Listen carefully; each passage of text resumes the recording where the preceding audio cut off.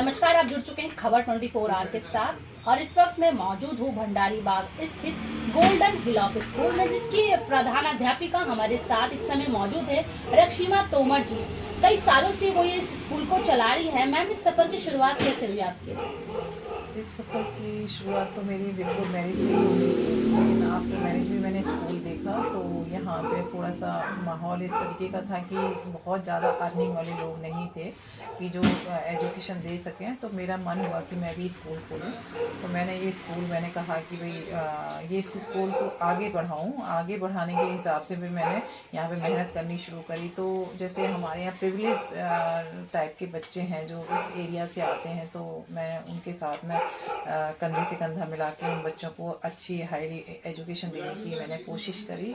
और उसी के आधार पे मैंने सोचा कि चलो स्कूल में ही सबसे अच्छा ये है कि बच्चों को आगे बढ़ाया जाए। तो इसलिए मैंने ये मैम, ये टीचर का ही प्रोफेशन क्यों चुना? कई सारे और भी ऑप्शंस थे। टीचर्स को मुझे बचपन से ही अच्छा लगता था कि जो गुरुजी है ना, मेरे को लगता था कि गुरुजी ही एक अच्छे मतलब हमें राह दिखा सकते हैं। तो कई बार जैसे मैं स्कूल जाती थी तो मैंने देखा कि मैम जो पढ़ाती थी तो बड़े तरीके से जैसे पढ़ाना, कई बार होते ना बच्चे कौन तरीके से मतलब वो उसे कैच कर रहा है बच्चे पढ़ाई को। तो मैंने देखा कि मैम पढ़ाना एक तरीके से समझाना, तो वो हमारे माइंड में, क्योंकि पेरेंट्स का पढ़ाया हुआ समझ नहीं आता जितना कि गुरुजी पढ़ाते हैं कि आपको डिसिप्लिन में रहना, आपको पढ़ना है तो आगे बढ़ोगे, ये सब मेरे माइंड में आते हैं। तो मैंने कहा मैं भी मैम पढ़ूँगी। मैम, एक प्रिंसिपल होने के नाते एक अच्छे प्रिंसिपल में क्या क्या क्वालिटीज होनी चाहिए, क्या क्या गुण होने चाहिए आपके हिसाब से?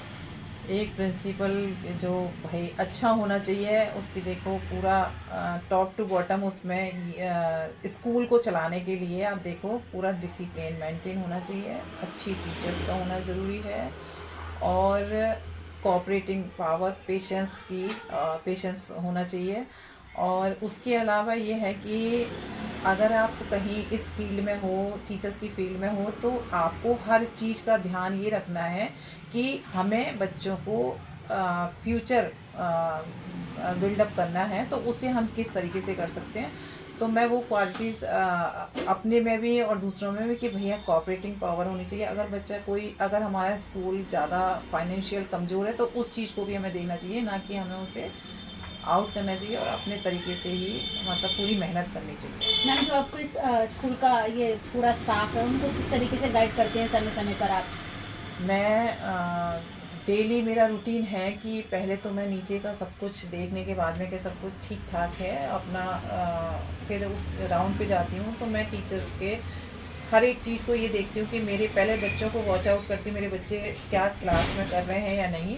और मैम अपना ब्लैक बोर्ड पे करती हैं, ब्लैक बोर्ड को फिलअप होना चाहिए, आप जो लिख रहे हो बच्चों को समझ आना चाहिए, क्लियरिटी होनी चाहिए, और बच्चा किस तरीके से रेस्पॉन्स करता है। बीच बीच में मैं जाके जैसे आप सरप्राइज टेस्ट हैं वो ले लेती हूँ। सिर्फ इसलिए ये नहीं है कि मैं टीचर्स की इंसल्ट करूँ, ये नहीं, सिर्फ इसलिए कि मैम को ये पता होना चाहिए कि मैम इतनी वरीड हैं बच्चों को लेके। सब मेन मोटिव है मेरा बच्चों को आगे बढ़ाना, बच्चों का फ्यूचर ब्राइट करना। मैम, भारत देश में शिक्षा के स्तर को कैसे देखते हैं आप, किस नजरिए से?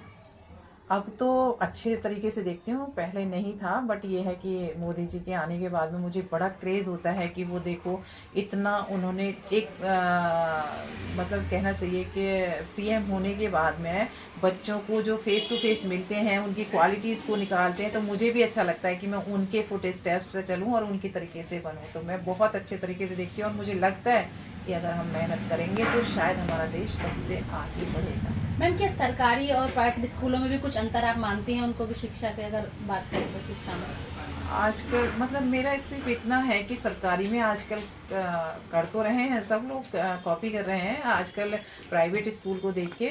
तो बस ये है कि थोड़ा सा जैसे हमारी टाइमली क्या है, जैसे हमारे 3 टर्म हैं वो करा देने, फिर हमें बच्चों की आउटिंग करा देनी, फिर हम बच्चों को जहाँ मर्जी मतलब मोटिवेट के लिए हम लोग कहीं भी ले जा रहे हैं। तो थोड़ा सा मतलब ये लग रहा है, पर मैं खुश हूँ कि सरकारी भी आजकल हमारा साथ दे रहे हैं, मतलब हमारे फुट स्टेप्स पे चल रहे हैं। हाँ, क्या गोल्डन हिलॉक स्कूल में उन बच्चों के लिए भी कोई सेवा प्रदान की जा रही है जो कि गरीब तबके से आते हैं? उनके लिए तो पूरी ही सेवा है, और मेरे जो भी जितने भी स्कूल में बच्चे हैं, आप ये देखो 30% मैं अपने आप पढ़ाना, किसी की बस की बात नहीं है, बट मैं बच्चों को फ्री ऑफ कॉस्ट एजुकेशन दे रही हूँ। उनका जो फीस का भी है, और ऐसे ऐसे भी लोग हैं जैसे कि सडनली जिनके बच्चे माँ बाप की डेथ हो गई, जो ऑर्फन हो गए बिल्कुल, और अभी कल परसों 3 लड़कियों को मैंने अडॉप्ट किया। पर्सनली मैं करती हूँ, मुझे किसी की कोई सपोर्ट नहीं है, और मुझे अच्छा लगता है क्योंकि ये मेरा पैशन है। मेन चीज़ है, पैशन होता है, वही उसी कर्म को वो बच्चा अब जो भी करता है वो दिल से करता है, दिमाग से नहीं करता है। तो मैं ये कर रही हूँ कि मैं बच्चों को फ्री ऑफ कॉस्ट भी दे रही हूँ, और आगे बढ़ाने के लिए पूरा सपोर्ट करती हूँ। पेरेंट्स को भी हैंडल करती हूँ कि आप बिल्कुल परेशान मत हो, जब तक मैं हूँ और मैं स्कूल चला रही हूँ, आई होप सो कि मैं एक ऐसा नाम करूँ देश में कि भाई मेरे स्कूल में बच्चे ऐसे भी पढ़ते हैं। मैम, लगभग स्कूल में कितना स्टाफ रहा होगा अभी? 7 स्टाफ है, और हमें मिला के 9 है, मुझे और सर को। और हम लोग सभी टाइम टू टाइम पढ़ाते हैं। ऐसा नहीं है कि हम लोग नहीं, मैं यही देखती हूँ ऑफिस, तो मैं स्कूल में भी जाके पूरा कोऑपरेट करती हूँ। पीजी से लेके 8th क्लास तक कोई प्रॉब्लम है, अगर टीचर्स को नहीं समझ आ रहा है तो मैं बताती हूँ। तो हम लोग टोटल 9 स्टाफ हैं। हाँ मैम, हमारे भारत देश की बात करें, कहीं की भी बात करें, हर किसी को शिक्षा ग्रहण करने का अधिकार होता है, लेकिन कई बार कुछ बच्चे इन चीजों से वंचित रह जाते हैं। जो वंचित रह जाने का कारण है, उन्हें क्या मानती है, ऐसा क्या रहता है? देखो, जो ऐसे माहौल में रहते हैं, कई बार ऐसा होता है कि अगर क्लियर बोलूँ कि फीस नहीं दे सकते।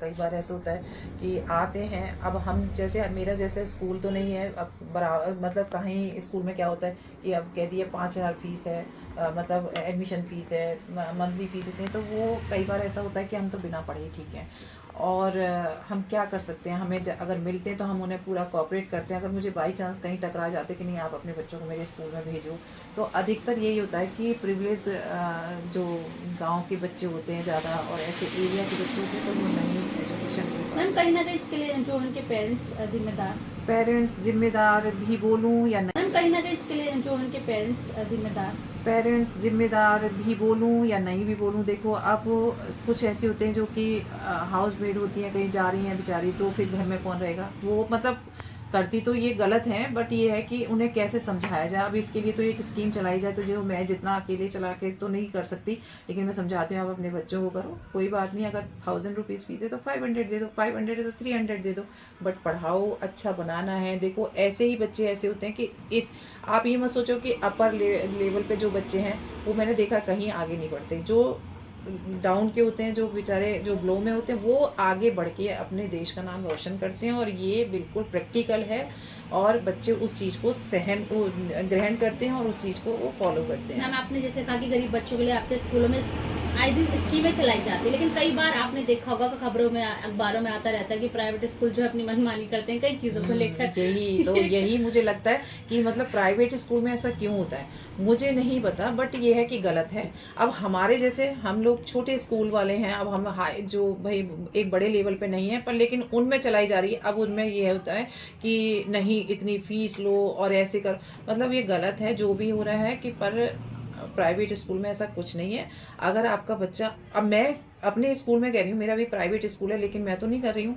मुझे तो ये लगता है कि नहीं, अगला जब पेरेंट्स आते हैं और अपनी परेशानी बताते हैं, तो मैं तो खुद ही इमोशनल हूँ कि नहीं, कोई बात नहीं है। अरे आप क्या लेके करोगे इन पैसों का? आप ये देखो कि जो एजुकेशन जितनी बात, गुरुजी का तो कोई स्थान ले ही नहीं सकता, तो गुरुजी जितना करे उतना कम है। लेकिन मैं चाहती हूँ, मैं अपने स्कूल की गारंटी ले सकती हूँ, औरों की नहीं ले सकती हूँ कि प्राइवेट स्कूल क्या कर रहे हैं मनमानी, लेकिन मेरा स्कूल बिल्कुल मनमानी नहीं कर सकता। कभी भी आके सरप्राइज आके देख लीजिए कि मैं कैसे बच्चों को पढ़ाती हूँ और कैसे अपने स्कूल को मैनेज करती हूँ। मैम, स्कूलों में जो पाठ्यक्रम है, अगर उस पर नजर डाले तो वो किस किस तरीके का होना चाहिए? कई बार उर्दू, कई बार संस्कृत को लेके देखा जाता है, कई सब्जेक्ट नहीं हो पाते हैं स्कूलों में, तो पाठ्यक्रम कैसा होना चाहिए कि जो स्टूडेंट है वो भी पढ़ सके मन लगाकर?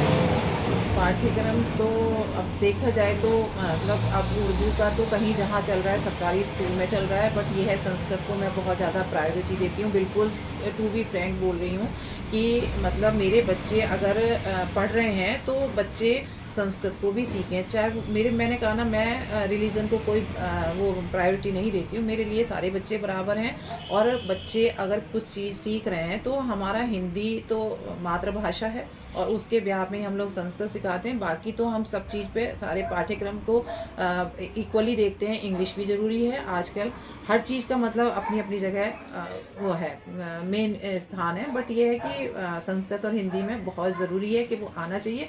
और उर्दू तो पढ़ा ही रहा है, मुझे पता है कि सरकारी स्कूल में चल ही रहा है। तो मैम क्या स्कूलों में शिक्षा के साथ साथ खेल कूद जैसी एक्टिविटीज होती हैं, ये सब होता तो है? यही प्राइवेट में यही होता है कि अगर आप कहीं भी बच्चों में अगर टैलेंट है तो उस टैलेंट को हम लोग देखते हैं, उस टैलेंट को फिर हम बाहर निकालने की कोशिश करते हैं, क्योंकि बिना प्ले के तो कुछ नहीं है। अब मॉर्निंग में जैसे असेंबली होती है, उसके बाद में हमारी सारे के सारे योगा होते हैं।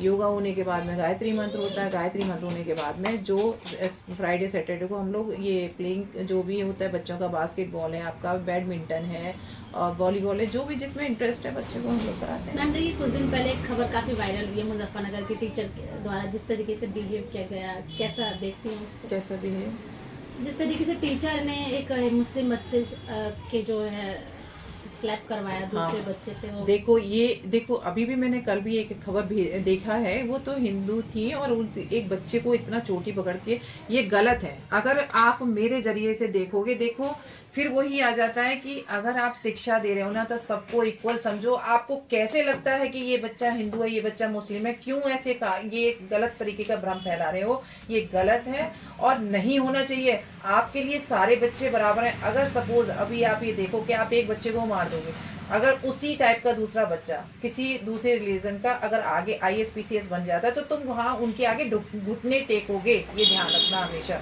तो कह देना रिवर्स जरूर आता है, इसलिए आप हर बच्चे को इक्वल समझो। हमारे लिए ये बच्चे तो बड़े नादान हैं, ये बच्चे कोरी स्लेट हैं। आप इन्हें गले से लगाओ, आप जैसा इन्हें शिक्षा दोगे बच्चे वैसे ही सीखेंगे। और ये गलत बात है, ये कभी नहीं करना चाहिए कि मैं हिंदू और मुस्लिम को लेके चलूँ। मेरे लिए इतने जितना हिंदू नहीं कर पाते उतने मुस्लिम कर लेते हैं, जो मुस्लिम नहीं कर पाते हैं तो अरे हमारे लिए तो सारे बच्चे बराबर हैं। अगर एजुकेशन देनी है तो बिल्कुल बराबर की दो। और ये मारपीट बिल्कुल नहीं होनी चाहिए। ये मारपीट बहुत बुरी बात है कि आप एक बच्चे को मारे और दूसरे बच्चे से कितनी गलत बात है। आप उस बच्चे के अंदर झांक के देखो, क्या आपके लिए इम्प्रेशन पड़ेगा। और अगर बच्चा बड़ा होके सपोज आपके सामने खड़ा हो जाएगा, किसी भी अगर उस पर होगा ओहदे पे, तो आपकी क्या रेपुटेशन रहेगी? कई सालों से स्कूल चला रही है, उलझने भी जिंदगी में आती है और संभालना भी बड़ा भारी हो जाता है कई बार। तो अपने स्टाफ को लेकर क्या उनसे उम्मीद रखेंगे कि उनको भी थोड़ा कोऑपरेट करना चाहिए? हाँ, होता है कि जैसे अब सपोज अब ये होता है कि भाई हम लोग मतलब पे रुक जाती है कई बार। मैं तो बिल्कुल टू बी फ्रैंक बोल रही हूँ कि जब मैं बच्चों को इतने फ्री ऑफ कॉस्ट करी तो मैम कहती हैं कि मैम आप ही कर रहे हो, आप सबको कहीं से मिलता नहीं है, आप इतना कर। लेकिन वो कोऑपरेट भी करती हैं। मुस्लिम स्टाफ है मेरा, हिंदू भी है, सब लोग इतना कोऑपरेट करते हैं कि कोई बात नहीं। जब मैम हमारी ऐसी तो हम भी इनके साथ में, वो तो प्रभु का मेरे ऊपर आशीर्वाद है कि ऐसे लोगों को भेज देता है जो कोऑपरेट करते हैं। लेकिन कभी कभी हो जाता है। आजकल 2 महीने की पे रुकी हुई है क्योंकि मेरे बच्चों को ट्रैक सूट देना था, क्योंकि मुझे अपने साइड से देना था। इसलिए मैं कहा मैम थोड़ा सा कोऑपरेट, कि कोई बात नहीं मैम, फिर प्रॉब्लम भी है तो पूरा कोऑपरेट करती हैं। लेकिन जब मेरा व्यवहार अच्छा है तो सारी टीचर्स एकदम खड़ी रहती हैं। चलिए मैम, अपने स्कूल को लेकर क्या कहेंगे? जिस तरीके से आपने बताया मुस्लिम भी हिंदू मिक्सचर एरिया है, इस बुक को लेकर क्या कहेंगे? तो बस यही है कि भाई मेरे एरिया में जितने भी बच्चे पढ़ते हैं, मेरे लिए बहुत ही ज़्यादा मोस्ट इम्पॉर्टेंट है कि मैं बच्चों को आगे अच्छी शिक्षा दूं, अच्छे बच्चों को आगे बढ़ाने की प्रेरणा दूं, उन्हें जहाँ जो उनमें टैलेंट है उन्हें आगे बढ़ाऊं, उनके साथ अगर मुझे कहीं बाहर भी जाना पड़ रहा है, बच्चों कई बार कंपटीशन होते हैं, मैं बच्चों को वहाँ भी ले जाती हूँ, अपनी साइड से ही मैं पूरा खर्चा करती हूँ। तो मैं ऐसे बच्चों को यही चाहूँगी कि अगर आसपास भी कहीं बच्चे हैं कि वो चाहते हैं कि भाई मैम को कम पैसों में, देखो इतना तो है कि मैं इतना खर्चा करती हूँ तो प्राइवेट है, लेकिन मेरा इतना है कि आपको कितना, आप ये बता दो अगर 1000 रुपीज़ है कि भाई मेरी मैम 200 रुपये की पॉकेट अलाउ करती है तो मैं 200 में भी पढ़ाने को तैयार हूँ। लेकिन एजुकेशन बराबर रहेगी, किसी के लिए कोई पार्शलिटी नहीं होगी। बहुत बहुत धन्यवाद मैम हमसे बात करने के लिए। Thank you so much.